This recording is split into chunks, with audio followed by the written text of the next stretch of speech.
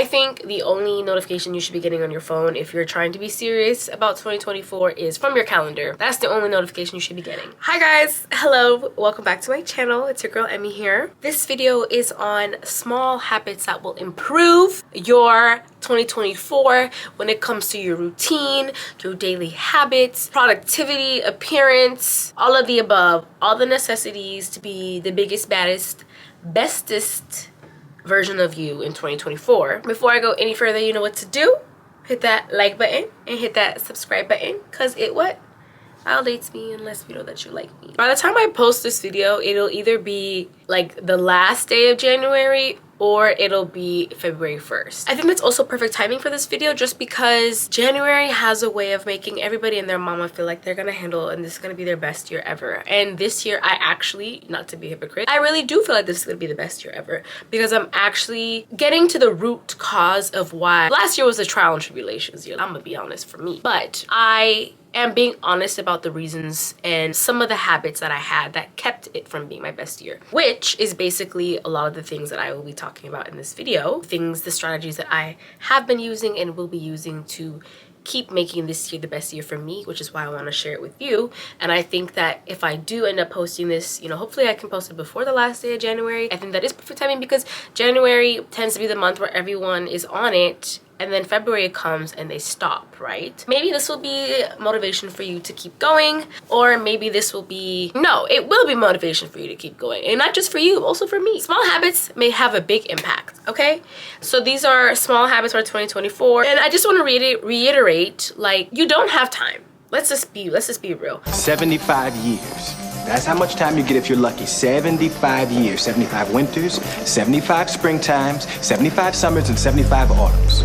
When you look at it like that, it's not a lot of time, is it? Don't waste them. Get your head out of the rat race and forget about the superficial things that preoccupy your existence and get back to what's important now. We don't have as much time as we want. And I feel like procrastination, if you're somebody like me, is the biggest thing, in the sense of it keeps you from doing what you need to do. But when you treat each day like it's the last, and you really understand the fact that we don't have time, that time is not on our side, I think that does kind of put things into a different perspective. And the first tip I think I'm going to say is, you really do need to treat each day like it's your last. Making it to the end of this year is not promised, right? Getting another day is not promised. And I think that's been something that I've been trying to adopt, is the fact that when I wake up in the morning or when I go to bed, right, I try to, one, tell myself positive things, and I'll get into that later. I try to tell myself, if this was my last day, would I have been happy? Or when I start the day, like, what would I have done if today was my last day? How would I have acted? How would I have used my time? When you think about these goals that you set, like for me, for example, it's content creation, right? So nobody told me to do it. I was the one who wanted to do it. I was the one that told myself this is something that I'm going to pursue. But then if I'm sitting here procrastinating or not giving it my all, whatever the case may be, I only have myself to blame, right? What's the point of setting goals if I'm going to lag on it? We treat the year as a 90-day cycle. So, like a lot of businesses, they have quarter 1, quarter 2, quarter 3, quarter 4, that 90-day cycle. So if you're a bit more of a long-term person, maybe trying to think more from a 90-day perspective versus just a day-to-day. And like, you could try that business perspective of just the fact that, like, okay, 90 days, what can I do to turn my life around in 90 days? I wanted to start with this just because what I was saying about setting goals, like, you don't follow through with these goals that you set for yourself. The only thing that you do is you create distrust for yourself. And when you create distrust for yourself, it will prevent you from actually going forth, reprogramming your mind to be the person that you want to be, right? That higher version of yourself. You want to be, the person that's on your vision board or whatever it may be. You're honestly the only person in your way that's actually, keeping yourself from being this person. So you really can't keep saying tomorrow, because tomorrow could have technically been the day that you were one step closer to being that person. It's not about the big actions. It's the small habits. What you can do on a daily basis. Your future is hidden in your daily habits. If you clicked on this video, maybe you're stuck in negative habit loops that just don't serve you anymore. Maybe you're tired of being stuck on staying up late, not eating clean, not going to the gym, whatever it may be. But this is a time where you really do need to reprogram your mind, whether that's beating negative self-talk, and just disconnect and disregard the current reward system that your brain has, okay? And that brings me to my next point. I feel like one of the really big things, one of the really big distractions is social media. I'm not telling you to delete social media, but it is preferred. But hey, I'm not gonna tell you to do something that I have not done. But what I have done to work around this, turning off all my notifications. I don't have any notifications on any social media app.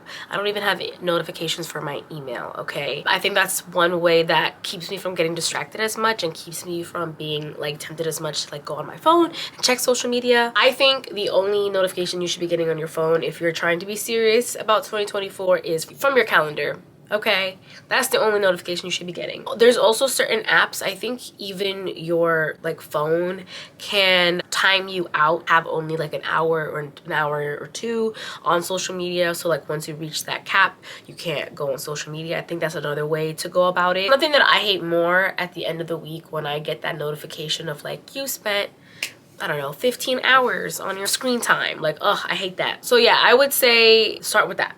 I feel like YouTube, I don't know. If you're watching dumb things on YouTube, then I would say to do the same for YouTube. But I feel like YouTube is a hard website, not just because I'm on it, but just because you can learn a lot when it comes to something like, which is the next point I was gonna bring up, starting a hobby or like just like creating a goal for yourself or something, right? Building something with your hands, learning a skill, getting out there and playing a sport, like whatever it may be. YouTube might be the place that will teach you and show you how to do something in this realm of space and time and existence. Swap the time that you spend on social media and use that time to, I don't know, learn how to cook, work out more, use what your brain is for and challenge yourself, build things with your hands, learn something new, okay? You lose brain cells when you're addicted to social media, and you strengthen your brain when you challenge it, right? Learning a new language or like learning a new skill. Teach yourself something new is good for the brain. A good healthy brain is a healthy mind, okay? Make yourself a student of life, okay? Number 3 or 4, I don't know which one that is, meal prep. That's been something I've done in 2023 and it has really helped me out a lot. It doesn't have to necessarily be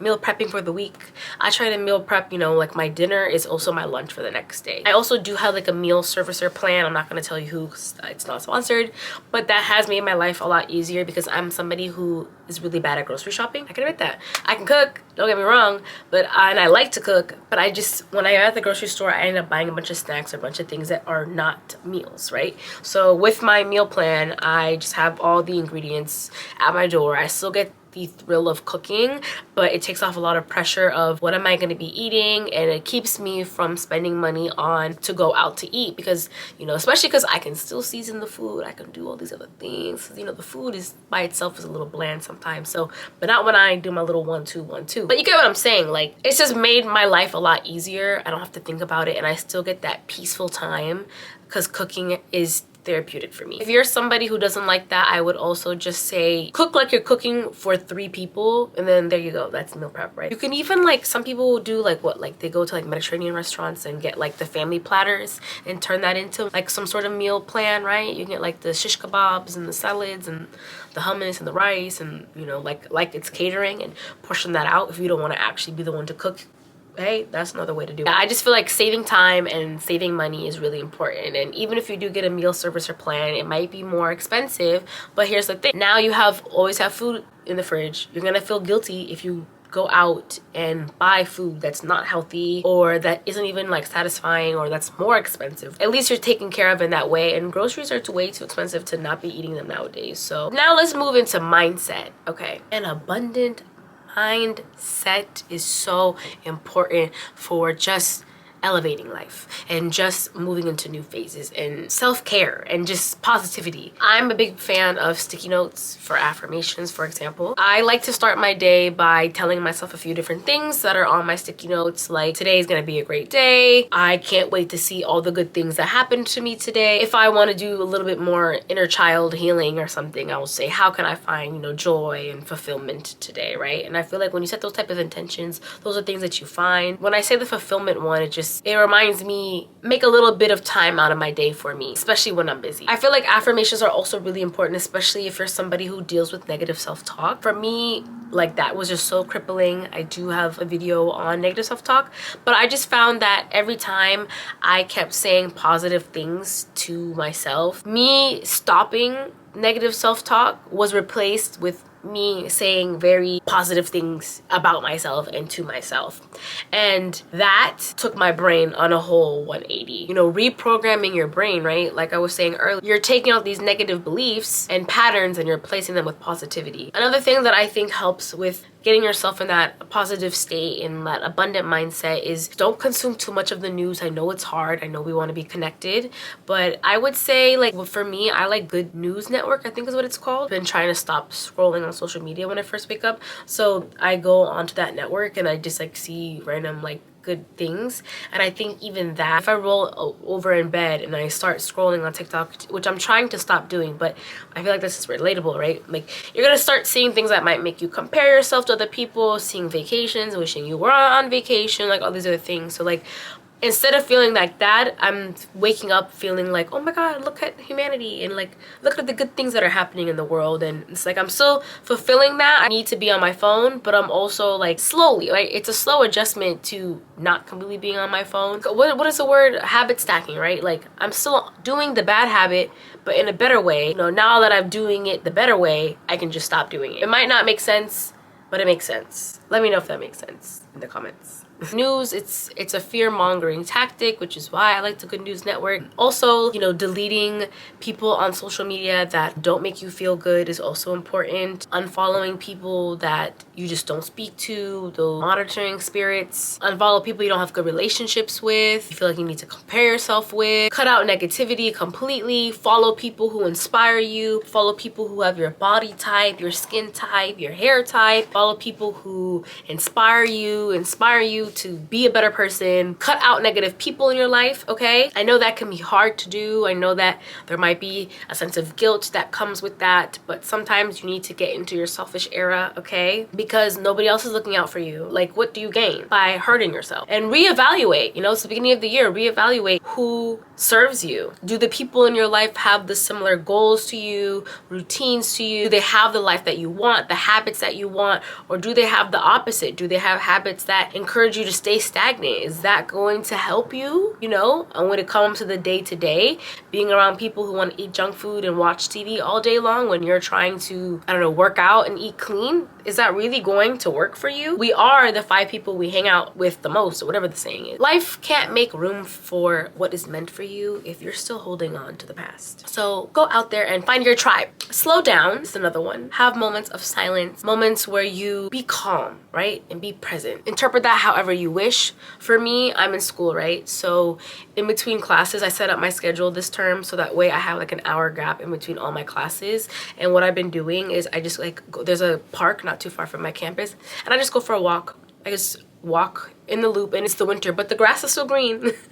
And I just do a walk around the park. So maybe if that's something you can do in your lunch break, or if you're also in school, maybe it's not a park, maybe it's just around the block or something. But just having that moment of silence, a moment to yourself, moment of rest to recoup, and then continue with your day, go back into that environment. Just things feel a bit more grounded and a bit more stable, secure. Kind of back to the habit stacking. I know I kind of touched on it. Small habits lead to long-term results. So for example, if you want to work out more, but you're always scrolling on TikTok, this is my problem. I've started just scrolling on the treadmill. It's like, at least I did something, right? It's a start though, because now I'm building the habit and the routine of going to the gym consistently, right? Once I'm there, it's like I might as well, you know, pick up some weights. Like, you see what I'm saying? Like, it's gradual. It's a gradual thing. You don't want to burn yourself out and do the most right from day one. That's not sustainable. That's not longevity. You know, I think it would be better to listen to a podcast, something more educational, something that'll inspire you versus always being on TikTok on the treadmill, but baby steps, right? Even going for like a hot girl walk, get your little podcast, your fresh air, your steps in, okay? You can't do that on a daily basis, maybe every other day or twice a week. That also makes a difference. Trust me, low impact workouts, don't underestimate them. Another thing I would say is be mindful of the music that you listen to. What energy, what lyrics, what frequency are you like allowing yourself to take in? Like, have you ever noticed that you were not sad and then you listen to sad songs and then now you're sad? Why was that? Because you listened to a sad song. You know, what words are you singing along to? I've been like listening to like more like kind of jazzy, like especially to start my day. I just feel so calm and like I feel like I'm in like a movie. I've also just been like getting flowers on a regular basis. Some of the like really bougie girls on here, they are always like, get flowers for your apartment, and seeing something alive, it really does motivate you to keep your space clean. It does like just put me in a good mood. Seeing something that's colorful and bright, especially because it is the winter. I don't know if you can see, like I have like really bright yellow and I had really bright pink, oranges, and that's been something that actually I didn't realize, like it's also been helping me like to keep my feminine energy alive. I don't know, that's just a side tip. Another thing is get organized.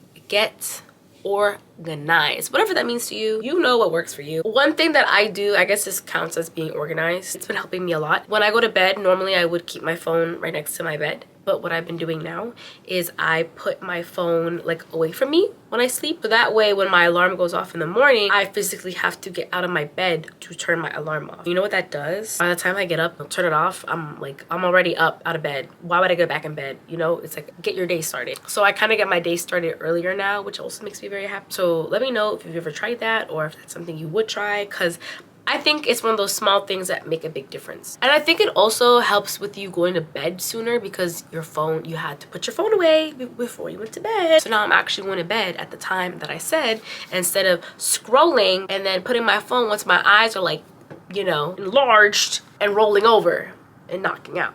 Another thing that I've been doing, I think I kind of mentioned about how I wake up, but I didn't say another thing about how I go to bed, is I just not relive, but I just kind of tell myself like, okay, what was everything that good that happened today, right? And just kind of thinking about that. I feel like that's another thing that just makes me feel good. You know, when you really just think about from the morning to the night, like all these little things, little moments, they're easy to forget, you know, because when things don't go wrong, you don't think about those things. I've been intentionally training my mind to think about those good moments. And then every day I'm just thinking and noticing good moments, instead of in the past, or with my not even pessimism, with my negative self-talk, I would just focus on the bad. Now I'm focusing on the good. You see, small ways to reprogram and change your thought process in your mind. Another thing for, you know, being organized, I have a physical planner. I have a day-to-day planner. I make my sticky notes, and I have a Google Calendar. So repetition, right? You need to see things. You need to see things over and over and over. If you don't have those things, maybe you want the thing. Maybe you just want to print out. You don't have to buy something. If you don't want to buy it, you can just print out a monthly calendar, a weekly calendar, and just, you know, write your goals down, write what you need to do. There's something so satisfying about having what you need to do and check it off. Like, I think that's something that's very underestimated when you know, scratch through it, like complete it. It's a good feeling, you know, when you see that list and it's nothing has been scratched off, it does something to you. I'm telling you, maybe it's just me. Another thing about repetitions, putting the things in plain sight, right? Do the things that you're trying to do in plain sight. For me, I'm trying to film more. So in plain sight, right next to where my makeup is, you know, I touch that every day. My camera is sitting right next to that. So every time I reach for my makeup, I see my camera. And every day I'm reminded I should make content. I should film. Instead of when I put it in the closet where I could forget and a month would pass. You see what I'm saying? Or like for me, I'm also trying to work out more, right? So I don't keep my sneakers in my closet. I always keep my sneakers close to the door. So every time I walk out, I have to physically pass my sneakers. So now I'm seeing these sneakers and I'm like, damn, another day you didn't go, girl. You didn't go today. And then you feel this guilt, but it's a good kind of guilt. You know what I'm saying? It's the type of guilt that actually makes you get something done. Since we're talking about space, declutter your space. Keep your apartment clean. I think the flower thing kind of added to that. Unintentionally, things are a bit more clean and less cluttery. Get rid of things that you don't use. If there's clothes that's been sitting in your closet for the last year and you haven't touched it, it's time for it to go. Okay, make room physically for new things. All right, do you have old papers? Get rid of them. Old makeup, get rid of them. Old shoes, old jewelry, whatever it is, get rid of it. It's scientifically proven that when your desk is cluttered and there's like a bunch of stuff on your desk, it like does something to the brain where it makes you feel like anxious, or like, I don't know if it was anxious or like makes you more procrastinate because things look disorganized. So there is a direct impact of your space and your brain. It also works in the opposite way of, if your room is a mess, you feel a mess, right? If you're waking up in a space that's all discombobulated,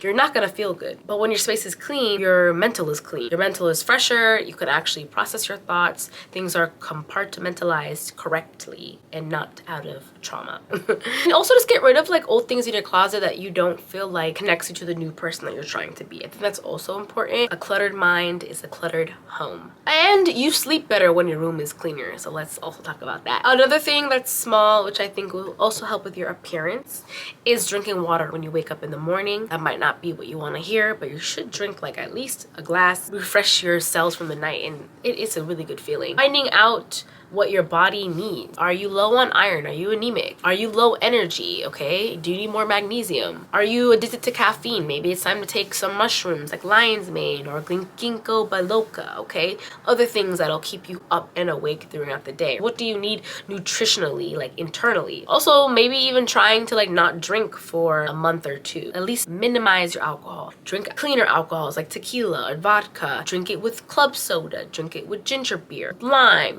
maybe only take shots. You'd be surprised how many calories you gain and negative calories you gain from drinking, okay? And also just all the negative things that come with drinking. So just, little things like that. How can I just make yourself healthier this year? When it comes to your appearance, like what can you do for your face? Do you use a gua sha? Gua sha is great because it's good for, lymphatic drainage. And like, when I was a bit chubbier, it never showed in my face because I was constantly depuffing my face. And that made a really big difference. I've been using light therapy. Sorry, y'all. I just switched to my phone because my camera kept acting up.